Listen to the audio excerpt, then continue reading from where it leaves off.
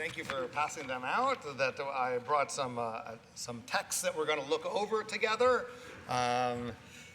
You guys do it all. You do special prayers and hand out papers. So I appreciate it. This opportunity. If you don't have a sheet, you can talk to the person next to you and share that. So I titled this, Are We Ready for Slichot, for repentance? Tonight, the Saturday before Rosh Hashanah, is a service called Slichot. Now you may be saying, well, Rabbi, this isn't actually the Saturday before Rosh Hashanah because it starts next Sunday. There's a rule that says if you're under 3 days before, you move it to the week. You don't need the technicalities. Tonight is the Slichot service.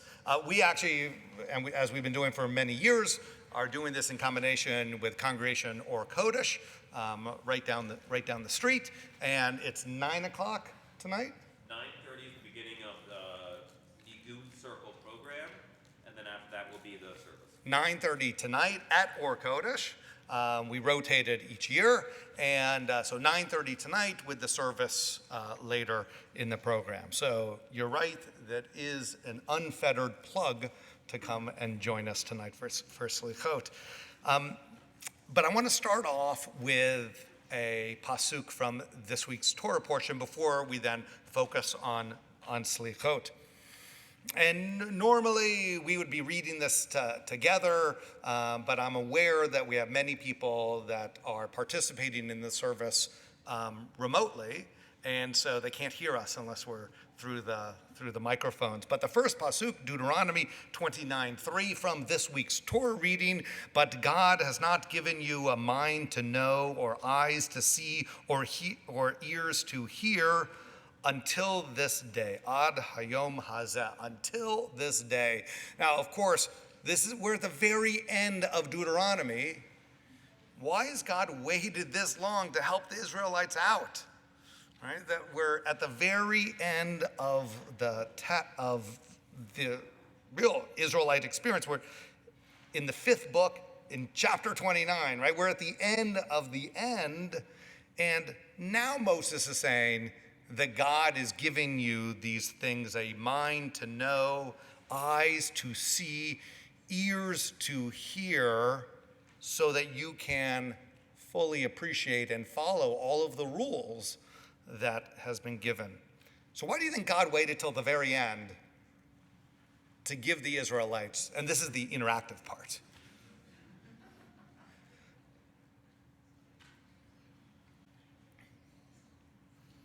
oh, you see, there's a lot of people that haven't been here before, so that you don't know that as a teacher, I totally have patience to wait until someone says something, so.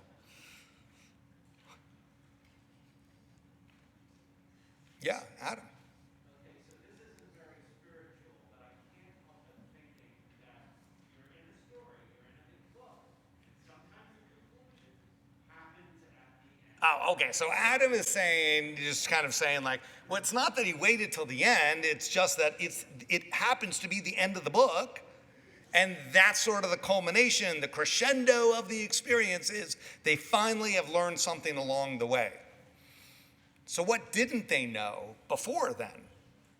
Because that's a perfectly reasonable answer, right? So what did the Israelites not know that prevented them from listening, from doing, right? These are a stiff-necked people. So what didn't they know? What harm would befall them, right? That there was all of this today, all of this, like this horrible stuff's going to happen to you, right? Beautifully read, and that you don't know it. And so maybe we could have made the Torah shorter if God had said earlier, but there's plenty of warnings earlier in Numbers and in other places that basically say, if you don't listen to me, bad things are going to happen to you, all throughout, not in the same dramatic way. But it's like a parent talking to a child. You can tell them if you do something, that's not going to work out for you. And they're going to. So it was said. It was said by one of the grandmothers again, so everyone can know what's going on.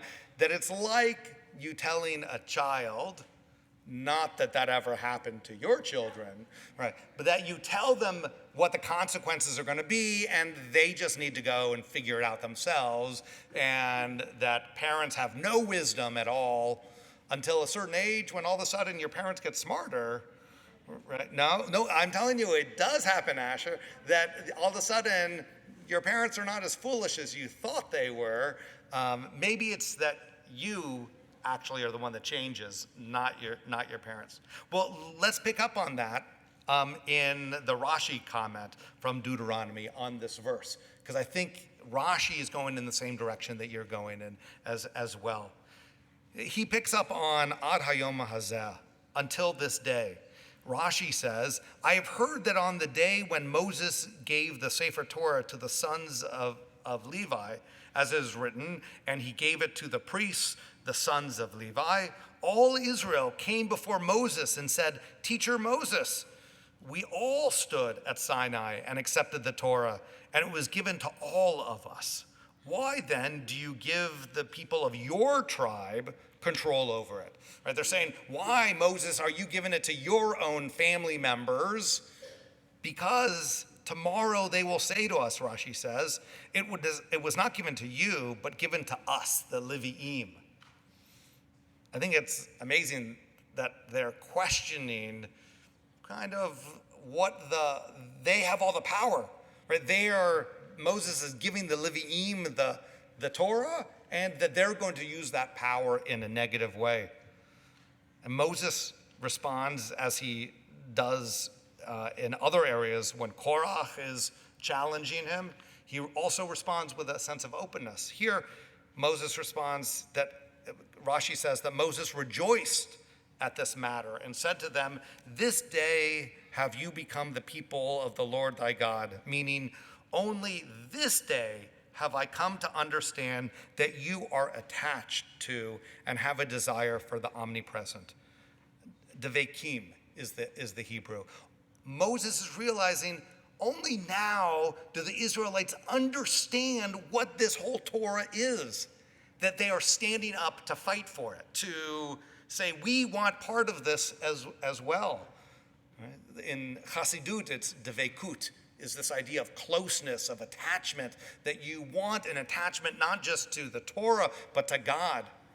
And here Rashi is saying that Moses saw in the Israelites for the first time this crescendo, as Adam points out, this crescendo of this moment of wanting their own Judaism, wanting to own it for themselves, not giving it to others. As an aside, it's sort of the same dynamic that too often is played out, right? Judaism is, well, we have clergy to do our Judaism for us, right? But Moses is saying, no, not until you own your own sense of Judaism, own your own sense of spirituality, own what it means to you, not what it means to me or to the Chazan or to Rabbi Megdal. That is that sense of devekut that Rashi is putting into Moses' mouth. So there's this great book. It's one of the Chazan's favorites, I think. He quotes from it often. So by Rabbi Alan Liu, This is Real and You Were Completely Unprepared, The Days of Awe as a Journey of Transformation. So a story that Rabbi Liu brings here. Our Buckminster Fuller students once asked him to name the most important figure of the 20th century. Sigmund Freud, he said without a moment's hesitation. And they were shocked. Why Freud? Why not Einstein, about whom Fuller had written extensively, or some other figure from the world of science or economics or architecture to which he had devoted his considerable energy? So Fuller explained himself. Sigmund Freud, he said, was the one who had introduced the single great idea upon which all the significant developments of the 20th century has rested. The invisible is more important than the visible. The invisible is more important than the visible. You would never have had Einstein if Freud hadn't convinced the world of this first. Because, of course, everything that Einstein was talking about and figuring out was sort of invisible. It was through observations, but a mathematical formulation is not really something you can hold on to. I bring this because slichot is also about the invisible. Repentance is about the invisible. The veikut, of feeling connected and ownership, is invisible. And yet it is the basis for everything else that is asked of us during Rosh Hashanah and Yom Kippur and Sukkot and Simchat Torah, and let's not forget Shmini Atzeret as well. And on the backside, Maimonides in the Mishnah Torah says, "Let those who have done tshuva not imagine that they are far removed from the level of the righteous because of their past sins and transgressions. On the contrary, they are loved and cherished by God as if they had never sinned. Moreover, their reward is great because they have tasted sin and withdrawn and subdued their passions. Our sages declared that where those who have done tshuva stand, there is no room for the unblemished righteous, because those who once sinned have had to struggle more with themselves." This is the intangible. What Maimonides is saying is that we're not looking for purity, or I should say perfection. There's actually those that have fallen or stepped aside, that have done wrong, fallen short. They actually have done hard work. They're the ones that have actually had to overcome whatever it was, whether it was addiction or hurt feelings. They're the ones that had to confront that, find a pathway forward. And Maimonides is saying that they are more rewarded than those that never had to face those struggles. It's interesting. Often in society, that's not how we put the calculus. We are quick to shun people who have done wrong. And Maimonides is saying to flip the script. Right? That it is those that have struggled, they are more righteous than the ones that have never had to have that struggle. So as we are entered into this season, I want to suggest that we look at each other with love. As I mentioned earlier in the service, love is pervasive in the Siddur, but it's hidden in some ways. I mean, you have to pay attention to the liturgy for it to come out. But when we are looking at others, and when we look at ourselves, let's give ourselves that sense of love that you deserve and that they deserve. So let's seek this closeness, this devekut with love. So in the Mishnah Brura, it says that there is a hint in the verse, "I am my beloved and my beloved is mine. Ani lidodi vidodi li." From Shir Shirim. When do we use that verse most often?